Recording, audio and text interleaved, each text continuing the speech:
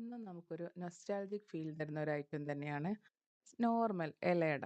ചെയ്യാൻ വേണ്ടിയിട്ട് നമ്മൾ ആദ്യം ഒരു ചീനച്ചട്ടി എടുത്ത് അതിൽ നെയ്യ് ചേർത്ത് അതിലേക്ക് ചെറിയ ഉള്ളിയും കടലയും റോസ്റ്റ് ചെയ്തെടുത്ത് അതിലേക്ക് കോക്കനട്ട് ഗ്രേറ്റ് ചെയ്ത് ചേർത്ത് ആവശ്യത്തിനുള്ള ശർക്കര ഉരുക്കിയത് ചേർത്ത് കുറച്ച് ഏലക്കായും സോൾട്ടും ചേർത്ത് നന്നായിട്ടൊന്ന് വഴറ്റിയെടുക്കുക.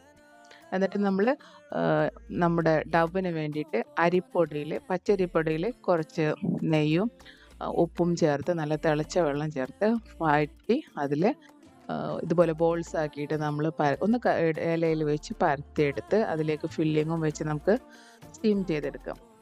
വളരെ സിമ്പിളാണ്. അതുപോലെ ഹെൽത്തി ആയിട്ടുള്ളൊരു ഈവനിങ് സ്നാക്കായിട്ട് നമുക്ക് യൂസ് ചെയ്യാനും പറ്റും. സ്റ്റീം ചെയ്യാന്ന് പറഞ്ഞാൽ വളരെ കുറഞ്ഞ സമയം കൊണ്ട് നമുക്ക് സ്റ്റീം ചെയ്തെടുക്കാനും പറ്റും. ഒന്ന് ചൂട് കുറച്ച് കുറഞ്ഞ ശേഷം എടുക്കാം.